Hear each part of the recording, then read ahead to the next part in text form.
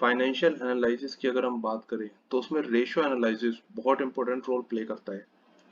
इसके मेनली दो रीजंस हैं। पहला, फाइनेंशियल एनालिसिस जो हम करते हैं उसमें फाइनेंशियल स्टेटमेंट तो पेजेस में होती है, बट रेशियो एनालिसिस के थ्रू एक पेज पर उसको देखा जा सकता है और ये परसेंटेज में भी होता है, तो इसलिए इसको इजीली कंपेयर किया जा सकता है कि 4% से 6% है तो क्यों है। दूसरा इसमें फैक्टर क्या होता है कि बिजनेस में अलग अलग स्टेक होल्डर्स होते हैं, उनका अपना अलग इंटरेस्ट होता है।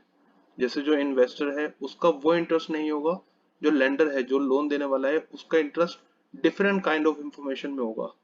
तो जो भी पार्टीज है वो उससे रिलेटेड रेशियोज को देखकर अपने डिसीजन को बहुत ही फास्ट और इफेक्टिव तरीके से ले सकते हैं। तो आइए आज इसी पर डिस्कशन करते हैं। हेलो एवरीवन, मैं हूं विकास मनी, आप देख रहे हैं ओएनएस स्टडी सर्कल। आज की इस वीडियो का टॉपिक है ratio analysis interview questions and answers और ये सीरीज का पार्ट 2 है। सबसे पहले अगर हम बात करें कि ये पूछा जा सकता है कि स्टॉक को कंट्रोल करने के लिए कौन सी रेशियोज का यूज किया जा सकता है, लोन देने के लिए कौन सी रेशियोज के थ्रू एनालाइज किया जाता है, एक्सप्लेन करें कि क्या रिलेशन होता है वर्किंग कैपिटल में और करंट एसेट्स में, करंट और क्विक रेशियो में क्या डिफरेंस है, कैपिटल मिक्स और इससे minimum rate of required return कैसे डिसाइड होता है, कैपिटल गियरिंग रेशियो का कॉन्सेप्ट क्या है। तो ये सारे पॉइंट्स इस वीडियो में कवर करेंगे। Let's start the video. सबसे पहले अगर पूछा जाए कि स्टॉक को कैसे कंट्रोल किया जाता है रेशियोज के थ्रू। स्टॉक बेसिकली होता क्या है, जो भी सामान बिजनेस में पड़ा हुआ है, आपने सामान बेचने के लिए कुछ मटेरियल खरीदा, वो भी स्टॉक है। उसको आपने कन्वर्ट कर दिया, वो पड़ा हुआ है, अभी बिकने के लिए रेडी है, वो भी स्टॉक है। पहली इसकी रेशो होती है स्टॉक टर्नओवर रेशो। इसका मतलब क्या है कि स्टॉक को कितनी जल्दी आप सेल कर पा रहे हैं। इसका फॉर्मूला है cost of goods sold divided by average stock at cost. Cost per क्यों, क्योंकि स्टॉक की हम रिकॉर्डिंग करते हैं कॉस्ट पर। सेल प्राइस हम तभी ऐड कर सकते हैं जब एक्चुअल में उसको हमने सेल किया है, तभी हम उसमें अपना प्रॉफिट ऐड करके सेल प्राइस शो कर सकते हैं। बट स्टॉक अभी तक बिका नहीं है, तो इसलिए एवरेज स्टॉक जो है वो हम कॉस्ट पर शो करेंगे। और जब डिवाइडिंग फैक्टर कॉस्ट पे शो कर रहे हैं तो ऊपर हम सेल वैल्यू नहीं लिख सकते, तो इसलिए ऊपर शो करेंगे cost of goods sold. Cost of goods sold basically क्या होता है कि गुड्स प्रोड्यूस करने के लिए फैक्ट्री लेवल पर कितनी कॉस्ट आ रही है। एवरेज स्टॉक, स्टॉक देखिए दो तरीके से होता है, एक तो ओपनिंग एक क्लोजिंग, दोनों का एवरेज कर दिया जाता है। इससे हमें क्या पता लगता है, अब जैसे इसको दो सिचुएशंस के थ्रू देखते हैं। कॉस्ट ऑफ गुड्स सोल्ड 40,000 है और 20,000 है, एवरेज स्टॉक 20 और 40 है। तो फर्स्ट सिनेरियो में देखें तो स्टॉक टर्नओवर रेशियो होगी 2:1। इसका मतलब क्या है कि एवरेज स्टॉक एक रहता है और उसका दुगना हम सेल कर पा रहे हैं। बट वहीं अगर दूसरी सिचुएशन में देखें, स्टॉक ज्यादा है, जितना हम सेल कर रहे हैं उससे दुगना स्टॉक बन रहा है, तो इससे क्या होगा कि स्टॉक बिजनेस में बढ़ता जाएगा और अल्टीमेटली बिजनेस के लिए बहुत नेगेटिव साइन है कि सेल जितना हम कर रहे हैं उससे दुगना हमारा स्टॉक बन रहा है। तो इसलिए स्टॉक टर्नओवर रेशियो को स्टॉक के केस में देखना बहुत इंपॉर्टेंट है। अगली रेशो है इनपुट आउटपुट रेशो। इनपुट का मतलब क्या है, जितना बिजनेस में मटेरियल आप लगा रहे हैं, इन कर रहे हैं, फाइनली आउट कितना कर रहे हैं, मतलब कितना रॉ मटेरियल इनपुट करने पे कितना आउटपुट, कितना प्रोडक्शन आप प्रोड्यूस कर रहे हैं। जैसे इस एग्जांपल में देखें 20,000 का इनपुट है, उससे फिनिश गुड्स जो बन रहे हैं वो है 19,000 यूनिट्स के। तो अगर हम इसको देखें तो 1.0526:1। इसका मतलब क्या है, अगर जैसे फॉर एग्जांपल मैनेजमेंट ये डिसाइड करती है कि इस बार वो 19,000 यूनिट्स बनाएगी, तो इनपुट आउटपुट रेशियो आपके पास है, तो उससे आप परसेंटेज में इसको देख सकते हैं कि 5.26% जो है आपकी फैक्ट्री रिएक्शन होगी। इसमें से आप 1 माइनस करें और परसेंटेज में देखें तो 5.26% 19,000 पर फैक्ट्री रिएक्शन होगी। तो total raw material in units आपको खरीदना पड़ेगा 20,000 यूनिट्स का। तो इसलिए इनपुट आउटपुट रेशियो जो है वो भी स्टॉक के केस में बहुत इंपॉर्टेंट रोल प्ले करती है। अगला क्वेश्चन पूछा सकता है कि लोन को एनालाइज करने के लिए कौन सी रेशियोज का यूज किया जाता है। मीनवाइल मैं आपसे रिक्वेस्ट करना चाहूंगा, अगर आपको हमारा एफर्ट्स पसंद आ रहा है तो इस वीडियो को लाइक और शेयर जरूर करें और हमें मोटिवेट करें इस चैनल को सब्सक्राइब करके। लोन के लिए कौन सी रेशियोज के थ्रू बिजनेस को एनालाइज किया जाता है। देखिए लोन पर क्या देना पड़ता है, इंटरेस्ट। तो सबसे पहले हम बात करेंगे इंटरेस्ट कवरेज रेशो की। बट इससे मिलती जुलती एक और रेशो है कैश कवरेज रेशो, जिसको हमने पार्ट 1 में भी कवर किया था। यहाँ भी उसका एक ओवरव्यू लेते हैं। Interest coverage ratio, profit before interest and tax. क्योंकि इंटरेस्ट पर टैक्स नहीं लेना पड़ता, उस पर हमें डिडक्शन मिलती है, तो इसलिए profit before interest before tax divided by interest. ये हो गया आपका इंटरेस्ट कवरेज रेशियो। तो अगर 300 और 100 है तो दैट मीन्स हर 1 रुपए के इंटरेस्ट के लिए हमारे पास 3 रुपए का प्रॉफिट अवेलेबल है, हमें टेंशन लेने की जरूरत नहीं है। कैश कवरेज रेशियो का मतलब क्या है? क्या डेप्रिसिएशन एक कैश एक्सपेंस है? द आंसर इज नो, ये एक नॉन कैश एक्सपेंस है। जस्ट इन केस अगर यहाँ हमें प्रॉफिट ज्यादा नहीं दिख रहा, फिर हम देखते हैं कि एक्चुअल में अगर कैश देना पड़े तो कितना हम दे सकते हैं, टोटल स्ट्रेंथ कितनी है। अभी तो हम इसमें आइडली पोजीशन में है, बट अगर आइडली पोजीशन में ना हो तो फिर हम देखेंगे कैश कवरेज रेशो कि अगर इमीडिएट पे करना पड़ता है तो क्या हम उस लेवल पर है। तो इस केस में profit before interest and tax plus non cash expense जो डेप्रिसिएशन है divided by interest.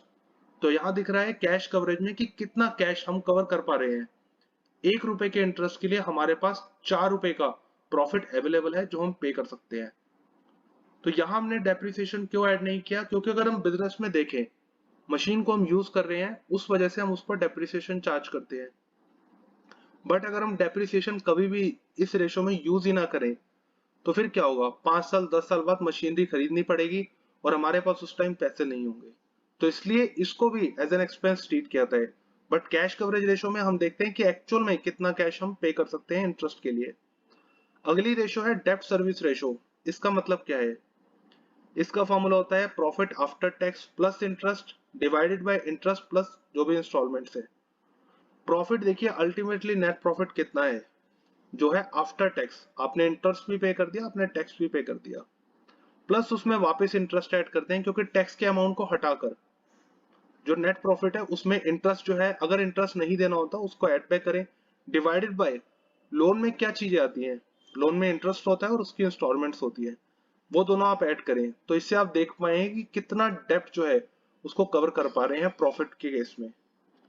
Other factors भी इसमें देखे जाते हैं, जैसे प्रॉफिटेबिलिटी रेशियोज को देखा जाता है जिसको हम पार्ट 1 में कवर कर चुके हैं। Working capital management, free cash flow, इसको भी देखा जाता है और इस पर ऑलरेडी वीडियो इस चैनल पर अवेलेबल है, आप उसको एक्सेस कर सकते हैं। अगला क्वेश्चन अगर पूछा जाए कि वर्किंग कैपिटल और करंट एसेट्स में क्या रिलेशन है। करंट एसेट्स क्या होती है? जैसे stock, prepaid expense, debtor, cash या बैंक का बैलेंस, कोई आउटस्टैंडिंग इनकम जो भी आनी है पर अभी आई नहीं। तो अगर हम इसको देखें तो एक तरह से हमारा पैसा इसमें फंसा हुआ है। अगर आपने कोई स्टॉक खरीदा उसके लिए आपको पैसे देने पड़े होंगे, अब वो पैसे आपके बिजनेस में भी फंसे हुए हैं, जब वो बिकेगा तब आपको पैसे मिलेंगे। तो that means requirement to invest money in current assets for daily, मतलब जो भी डेली की बिजनेस एक्टिविटी है, स्टॉक खरीदना, कोई प्रीपेड एक्सपेंस करना पड़ रहा है, किसी को उधार में माल बेच रहे हैं, डेप्टर जनरेट हो रहा है, तो डेली ऐसी बिजनेस एक्टिविटी के लिए हमें करंट में कुछ पैसों की जरूरत पड़ती है और इसी करंट रिक्वायरमेंट को हम कहते हैं वर्किंग कैपिटल। और ये ग्रोथ में कहते हैं कि वर्किंग कैपिटल ग्रोथ है। नेट क्या होती है? इसके लिए सिचुएशन को समझते हैं। जैसे मान लीजिए आपको डेप्टर से, जिसको आपने उधार में माल बेचा, उससे पैसे मिलने हैं 50,000 30 दिन बाद, ये हमारी करंट एसेट्स है। आपने किसी को पैसे देने हैं, मतलब आप किसी के लिए क्रेडिटर हैं, आपने किसी को पैसे देने हैं 30 दिन बाद बट 40,000, ये आपके लिए करंट लायबिलिटी है। तो दैट मीन्स अगर अब ये पूछा जाए कि 30 दिन तक आपको कितने पैसे आपके पास होने चाहिए, तो अल्टीमेटली आंसर होगा 10,000। ऐसा क्यों? क्योंकि 50,000 आपको 30 दिन बाद मिलेंगे, बट पेमेंट भी आप 30 दिन बाद करें 40,000 की, तो अल्टीमेटली आपको सिर्फ 10,000 चाहिए 30 दिन तक के लिए। तो इसलिए नेट वर्किंग कैपिटल का फॉर्मूला क्या होता है? Current assets minus current liability. बाकी जो अमाउंट बचता है वो आपको चाहिए फंड करना है करंट एसेट्स की रिक्वायरमेंट के लिए। अगला क्वेश्चन इसमें पूछा जा सकता है कि आप ये बताएं करंट और क्विक रेशियो में क्या फर्क होता है। अब देखिए करंट एसेट्स जैसे cash, bank bill receivable, stock, debtor, outstanding income, prepaid expense, कोई भी सिक्योरिटी जिसको आप इमीडिएटली सेल करके, जैसे शेयर में कहीं इन्वेस्ट किया है, इमीडिएटली आपके अकाउंट में पैसे आ जाएंगे। कोई शॉर्ट टर्म किसी को लोन दिया है, किसी को कोई एडवांस दिया है, तो ये सब करंट एसेट्स है। बट क्या ये सारी ऐसी एसेट्स है जिसको आप इमीडिएटली कैश में कन्वर्ट कर सकते हैं? स्टॉक को नहीं कर सकते, क्योंकि स्टॉक को पहले स्टॉक पड़ा रहेगा, फिर आप उधार में माल बेचेंगे, फिर थोड़े टाइम बाद आपको पैसे मिलेंगे, तो इसमें 2 से 3 महीने लग सकते हैं। इसको आप इमीडिएटली क्विकली कन्वर्ट नहीं कर सकते। प्रीपेड एक्सपेंस, ये तो आप खर्चा कर चुके हैं, जो आप खर्चा कर चुके हैं वो, उससे आपको पैसे नहीं मिलेंगे बट उससे रिलेटेड बेनिफिट मिलेगा। तो दैट मीन्स अगर हम क्विक एसेट्स की देखें कि ऐसी एसेट जिसको हम क्विकली कन्वर्ट कर सकते हैं कैश में, वो होती है क्विक एसेट्स।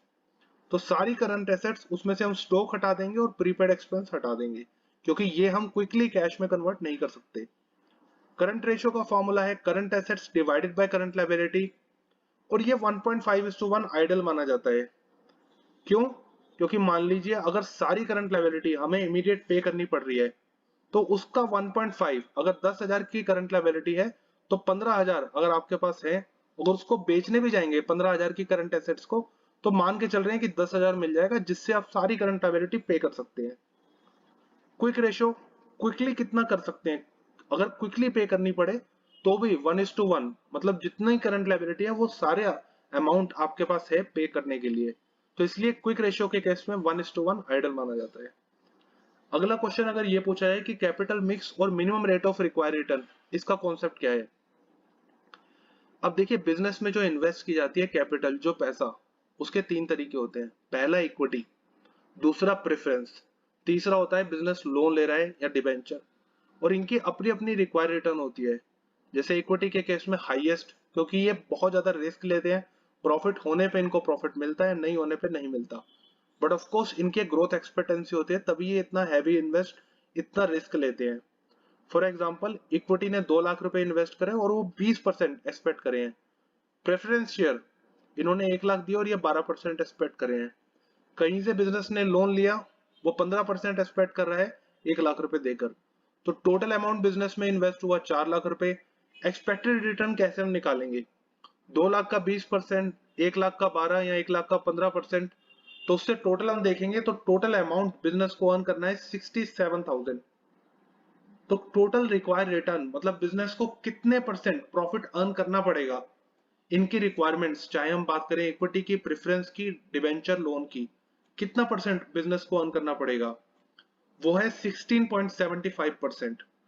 कैसे? 67,000 टोटल अमाउंट हमें चाहिए एज रिटर्न, इन्वेस्टेड है 4 लाख, तो दैट मीन्स बिजनेस को 16.75% रिटर्न जो है वो अर्न करनी पड़ेगी। अदर फैक्टर्स को भी इसमें देखेंगे, जैसे रिस्क और ओनरशिप कितनी है। जितना ज्यादा रिस्क है उतनी ज्यादा ओनरशिप भी जाती है, रिस्क कम है तो ओनरशिप भी कम जाती है, तो रिस्क और ओनरशिप को भी मैनेज करेंगे। बट प्रोजेक्ट के केस में ये देखा जाता है कि हमारी मिनिमम हमें कितना रिटर्न चाहिए इन्वेस्टमेंट से और कितना हमें मिल सकता है। तो इसलिए कैपिटल मिक्स और minimum rate of required return बहुत इंपॉर्टेंट रोल प्ले करती है। अगला क्वेश्चन अगर पूछा है कि कैपिटल गियरिंग रेशियो क्या होती है? अब देखिए, इन्वेस्टमेंट जो है वो दो तरीके से की जाती है। एक इन्वेस्टमेंट होती है जिसपे आपको फिक्स रेट से रिटर्न देना पड़ता है, चाहे प्रॉफिट हो या लॉस हो, देना तो पड़ेगा। जैसे प्रेफरेंस शेयर या फिर किसी से लोन दिया है, उसको एक फिक्स रेट से अमाउंट आपको देना पड़ेगा। बट कुछ इन्वेस्टमेंट होती है जिसमें फ्लेक्सिबिलिटी होती है, अगर प्रॉफिट ज्यादा है तो ज्यादा रिटर्न दे, प्रॉफिट नहीं है तो कम रिटर्न दे या फिर ना भी दे। जैसे इक्विटी शेयर। तो कैपिटल गियरिंग रेशियो क्या बताता है, इसके लिए इस इमेज को समझते हैं। जितना तेज आप भागेंगे उतना ज्यादा रिस्क होता है, बट अगर बहुत स्लो चलेंगे तो डेस्टिनेशन तक पहुंचने में टाइम लगेगा, बट हाँ रिस्क नहीं होगा। तो इसलिए इनको मैनेज करना बहुत इंपॉर्टेंट है कि क्या कैपिटल मिक्स आपके लिए बेस्ट है। फॉर एग्जाम्पल, अगर कैपिटल गियरिंग रेशियो है 1:1, इसका मतलब क्या है? जितना अमाउंट पर आपको फिक्स रेट से रिटर्न देना है, जैसे preference share plus debenture plus lone divided by equity, अगर ये आ रहा है 1:1, तो इसका मतलब क्या है? फॉर एग्जाम्पल, जैसे लोन है, प्रेफरेंस शेयर, डिबेंचर, यहाँ 10 लाख रुपए बिजनेस में इन्वेस्ट है और ये एक्सपेक्ट करें कि 15% इनको रिटर्न चाहिए, मतलब 1.5 लाख रुपए तो प्रॉफिट हमें कमाना ही पड़ेगा। इक्विटी ने भी इन्वेस्ट करे हैं 10 लाख रुपए और ये एक्सपेक्ट कर रहा है 20%। तो अगर हम देखें, टोटल इन्वेस्टमेंट बिजनेस में है 20 लाख रुपए, 10 लाख लोन इन सब से, 10 लाख इक्विटी से, और हमारे लिए मस्ट है 1.5 लाख रुपए अर्न करना, मतलब 7.5% प्रॉफिट हमारे लिए अर्न करना बहुत ज्यादा जरूरी है, क्योंकि ये तो हमें चुकाना ही पड़ेगा, ये तो हमें देना ही पड़ेगा। बट टोटल रिटर्न की बात करें, लोन के केस में 1.5 लाख रुपए और इक्विटी को 2 लाख रुपए, टोटल हमें 3.5 लाख रुपए अर्न करने हैं अगर इक्विटी की डिमांड भी फुलफिल करनी है, तो 17.5% हमारे लिए टोटल रिटर्न एक्सपेक्टेड है। बट वहीं अगर हम क्या करें कि जो भी फिक्स रेट से अमाउंट जो हमें देना पड़ रहा है उसको कम कर दे, तो रेशियो हो गई 0.25:1, मतलब लोन, डिबेंचर, प्रेफरेंस शेयर, इनकी टोटल इन्वेस्टमेंट कर दी 4 लाख, 15% इनको देना पड़ेगा तो सिर्फ 60,000 बनेगा। बाकी 16 लाख हमने इक्विटी से अरेंज किया और इक्विटी कह रहा है कि मुझे 20% चाहिए, तो 16 लाख का 20% 3.2 लाख।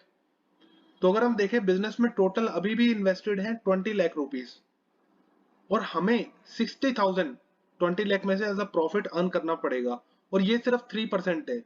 पहले केस में 7.5% की रेट से हमें प्रॉफिट अर्न करना जरूरी था, अदरवाइज इसमें हमें प्रॉब्लम आती। बट यहाँ हमने लोन, डिवेंचर, प्रेफरेंस शेयर, ऐसी मनी जिसपे इंटरेस्ट देना कंपल्सरी है उसको कम कर दिया, तो यहाँ हमें सिर्फ 3% का प्रॉफिट मिनिमम अर्न करना पड़ेगा। बट इसका नुकसान क्या हुआ, क्योंकि इक्विटी जो है देखिए वो हाईएस्ट रिस्क लेता है, इसलिए वो हाईएस्ट रिटर्न भी एक्सपेक्ट करता है। तो यहाँ हमें 16 लाख पर 3.2 लाख अर्न करना पड़ेगा। तो अगर हम इसको देखें तो 3.2 लाख इसका और 60,000 इसका, टोटल 3.8 लाख और टोटल अमाउंट इन्वेस्टेड है 20 लाख। तो दैट मीन्स 20 लाख में से हमें 3.8 लाख का प्रॉफिट टोटल एक्सपेक्टेड है कि हमें अर्न करना चाहिए। तो ये कितना परसेंट बनेगा, 19%। तो 17.5% पहले केस में था बट यहाँ बढ़ गया। तो मतलब अगर आप इक्विटी बढ़ाते हैं तो आपको टोटल रिटर्न बढ़ जाती है, बट इक्विटी कम करते हैं तो फिर जो मिनिमम रिटर्न है वो बढ़ जाती है। तो इसको बिजनेस को देखकर कैसे इसको मैनेज करें, इसके लिए यूज किया जाता है कैपिटल गेनिंग रेशियो को। इसमें करेक्शन है कि 9.5 लाख की जगह आप 3.8 लाख इसमें कंसिडर करें और 50 लाख की जगह 20 लाख। तो आज की इस वीडियो में हमने रेशियो एनालिसिस से रिलेटेड इंपॉर्टेंट क्वेश्चंस को कवर किया। I hope you like this video. Thanks for watching.